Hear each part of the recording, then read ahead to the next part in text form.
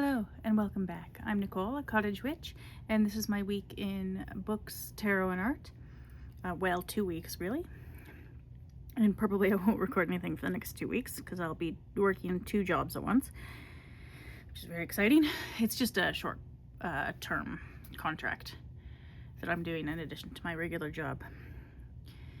And it does mean I won't have time for very much else, but you can't complain too much about extra income in this economy. Anyway, books for the week. I went my first whole week without reading anything in English. That's never happened before because I'm at the level in French now where I can actually enjoy the experience of reading books more because it's not just so much work to figure out the plot and everything. So with these ones, the Stieg Larsson ones, this is Les Hommes qui n'aiment pas les femmes, which is The Girl with the Dragon Tattoo. So I listened to this. I didn't actually read it. I have the book, and I will read it one day. I've read it once in English, and I think about 3 times in French now. And this is definitely the most I've been able to understand of it, so I can measure my improvement by reading the same books over and over again. And I really love this book. So it makes it easier to read and reread again. And yeah, so that was fun. And then now I'm on La fille qui rêvait d'un bidon d'essence et d'une allumette, which is technically it's the girl who dreamed of a gas can and a match. But in English, it's the girl who kicked the hornet's nest, I think, or the girl who played with fire. One of those two. I can never remember the order. Anyway, I like the original titles better. I think this is more like what it is in Swedish. Although I think the Swedish for the first book is Men Who Hate Women, which is a bit stronger than this, I think. But either work. And so I'll finish listening to the second one. I'm maybe halfway done. And then I'll do the third one. I don't know that I'll keep listening to the series beyond that in French. I did that last year. And then I got tired of it because, well, I couldn't understand as much of the books past number 3 because I wasn't as familiar with them. And also, I just don't like them as much, so it was harder to hold my interest. And then I'm rereading. I listened to this earlier this year. Moi qui n'ai pas connu les hommes, which is I Who Have Never Known Men, by Jacqueline Hartman. And it's a beautiful book. I loved it in English. I read it in English last year. And then this year, right at the beginning of the month, I listened to it in French. And I could follow the plot, but there was a lot that I missed. So I wanted to go back and reread it more closely, like in a more focused way. And so I'm reading it while listening to it. So I sit down and put the audiobook on and then follow along. And that's really helpful, I find. I understand more of it when I do that. And it also helps me pick up the pace of my reading because I'm a very slow reader in French, but I'm not in English, but it's because I've read many thousands more books in English. And yeah, I love this book. I'm about half done at the moment. So maybe this week, maybe next week I'll finish it. I don't know. I'm not in a big rush. Oh, and this one I finished right at the beginning close to the beginning of the year. This is Meursault contre Enquête, which is the Meursault investigation by Kamel Daoud. It's the sort of anti-colonial response to Camus' The Stranger, which I read last year, also in French, because I felt like a challenge. And it wasn't too hard to follow the plot of that one. I'm sure there's a lot of nuance that I missed, because I'm just not really fluent in the language yet. I mean, in terms of reading it. I'm definitely not in terms of speaking it. So I know there's a lot that I missed, but it's still fun to be able to read and follow the story. And this was really good. I love this book. He won last year a big prize in France for his latest book, which I don't think has been translated into English yet. But it's called, I think, The Hours? Something like that. I can't remember. Anyway, it won, I think it's the biggest prize in France. I'm not super familiar with French prizes for literature yet. But I'm sort of dipping my toes in. But I will read more of him for sure. Then I've got these books. These are the short stories in X language by Ollie Richards. So he wrote them in English originally. this one's, the Arabic one says intermediate, but it's the same stories as the for beginners. It's just that the script makes it harder, which is true. It does make it harder. But the stories are actually still at a relatively beginner-ish level, which is not to say that I can read them very well. So what I've been doing the first time through, I've read the first couple stories a bunch of times, and then I've just read through the rest of them once, but I've listened to them in Arabic while reading them in English, or I'll read them first in English and then just listen in Arabic and see if I can see how much I can figure out. And then once I get through it, I think I've got one more story to go. And then I think at some point I will re-listen to them and read them in Arabic and see what I can follow.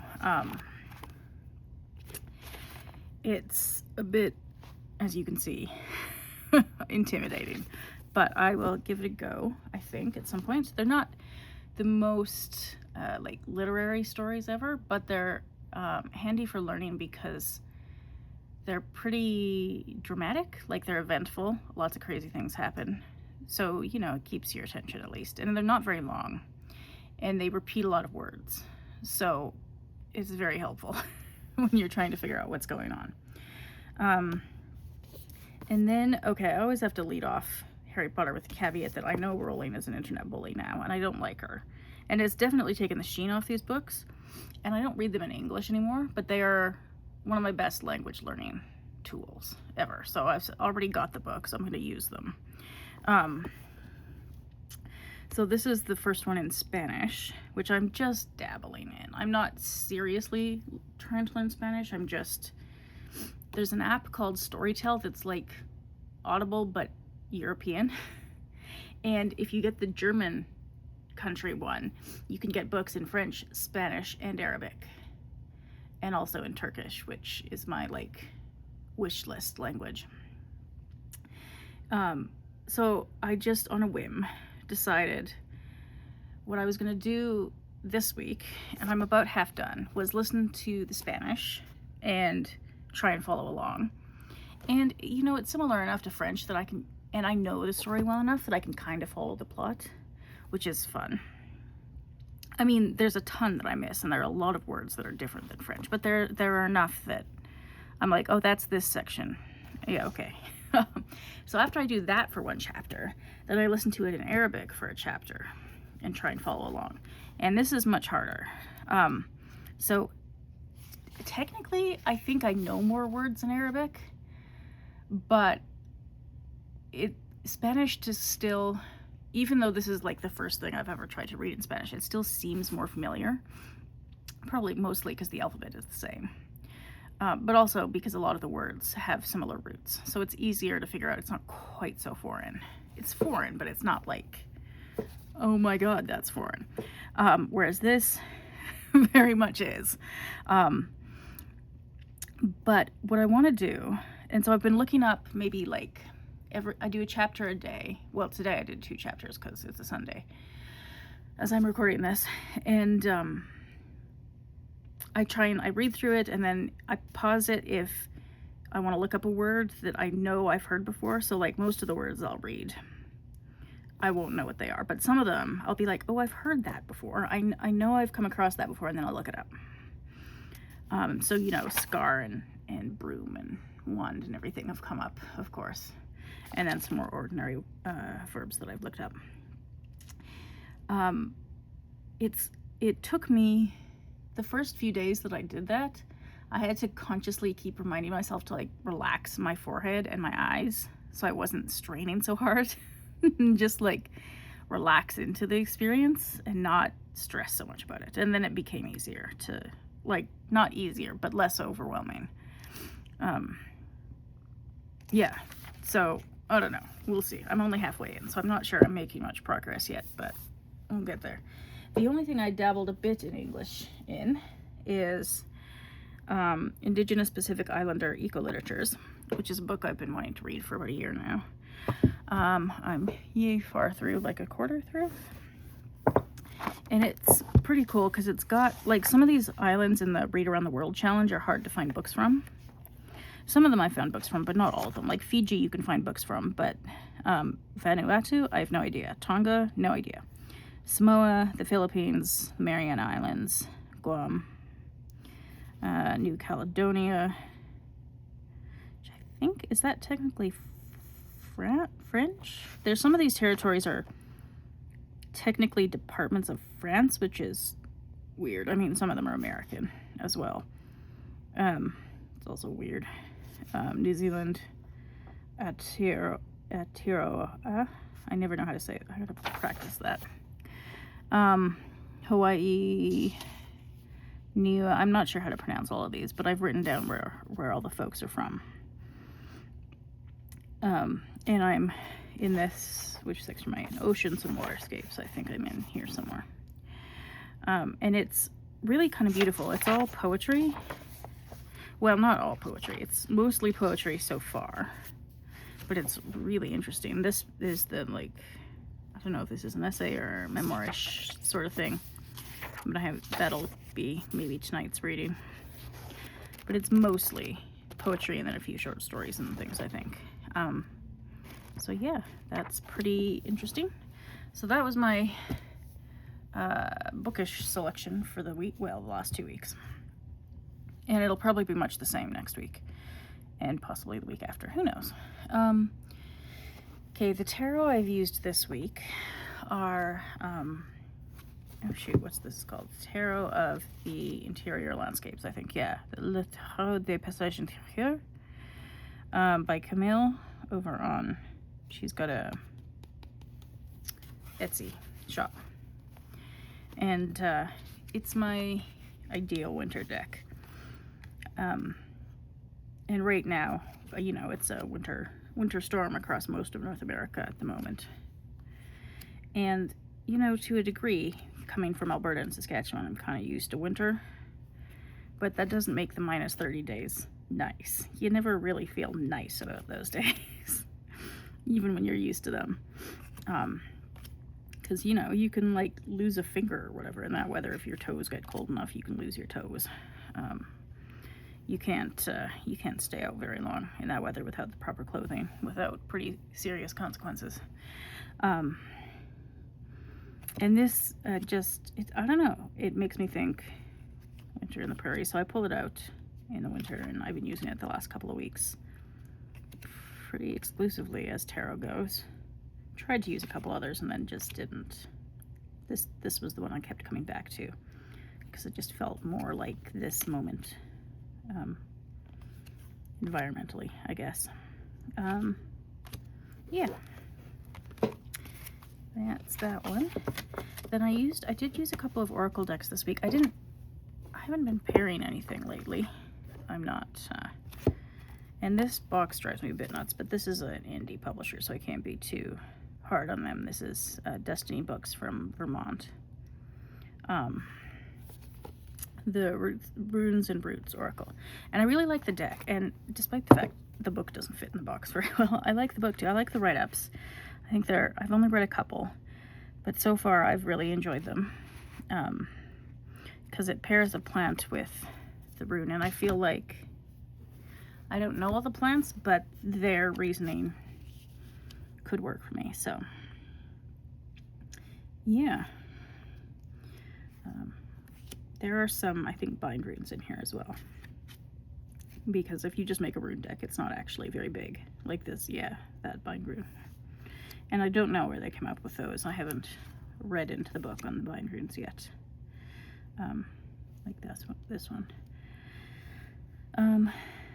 Yeah, I'll keep playing with this. Runes are one of these things that I keep meaning to learn, and I made my own deck and everything, so I've studied them a little bit, and then there's enough time that goes by that I forget a lot, and I have to study again. Goodness. That's the problem with having rotating sort of hobbies and interests. This is one of the ones I got this week. I like this one. Willow Tree with Legos. Yeah. So I'm quite enjoying that one. And then the other one, and it has a lot of poisonous plants, but not entirely. This one is entirely poisonous plants, which is the Deadly Apothecary Oracle. And I haven't read I gotta read more of the guidebook for this one. I haven't been doing that. I feel like I should, because it probably has some good information, and some of them, like I got Destroying Angel yesterday, and I just don't know very much about it. I know more about Holly. I don't know. There's a lot about these plants that I don't know. How to not get the glare. Yeah, there's no more sunlight left in the day because I didn't have my act together enough to do this earlier in the day, so sorry. One day I'll get it together. No, I won't. Who am I kidding? It's all chaos all the time. Anyway, I've been quite enjoying that one. And then, okay, in the arts and crafts world, so for Christmas, I got a paper making, what's it called? Frame and something, where you sort of strain it through and make the paper. So I made some paper. Now it's crap paper. It looks terrible. It's ridiculous, and it's very flimsy and breakable. It's not very bendy. So I don't know. I have to watch more YouTube videos about how to do this better. Also have to get a better blender, I think. These ones are a little bit better. This one's probably the best one, but it's still very rigid. So I don't know. It's like more cardboard than paper. But I'll use them for some sort of collage project at some point, or I'll pulp them and try again. One or the other. Not entirely sure. But it was a fun project, and I still don't know what I'm doing. So there we are. For Orla Stevens' Patreon this month, one of the focuses is on space. So I have somewhere the photo that I was using as my reference photo. Where's my... I think I'd have it a bit more. Here we are. This photo, which is of a part of Fish Creek in Calgary. And I really like it. I hardly ever get down there because it's sort of a ways to get to. And you have to take like a bus and a train and a bus again, which is some hassle. But I did go a couple of times. And so this is the simplest, most abstract version I did of that photo. And then it gets more detailed. I'm just gonna push some things aside here. Out of the way. This is one of my favorite ones, I think, because we were trying to experiment with either leaving space, like not putting too many things down right from the beginning, or adding space back in. And so this, I added some space back in, which worked fairly well, I think. I like this one. This, I added some space back in. I don't think it was quite as successful. Like, I don't think it's bad, but I don't think it worked quite as well in that regard. And then this was just some play with filling in the space with other marks after the fact. So I took space away, I added space back in, and then I drew over it, scribbled over it, really.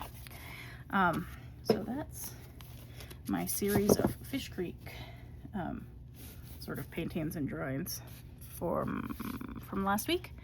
Have I done anything this week? I don't think I've really done anything this week. I got some newsprint that's gigantic. How big is it? 1 second. It is 18 by 24 inches. So it's the biggest thing I've ever worked on, and it's just newsprint, so it's cheap. And I just did some scribbly doodles on that just to get a feel for what it was like to work that big, and I might have to get some other paper that is that big. Because one of the things that was difficult is, like, you put a brushstroke down and it's not very big, but it takes up a lot of space. So then if you're trying to leave space in, it doesn't actually take much to fill a space on a small piece of paper. So we'll see. I may get some bigger paper and do some more experiments. That's that for this week. Thank you for watching, and I'll see you next time.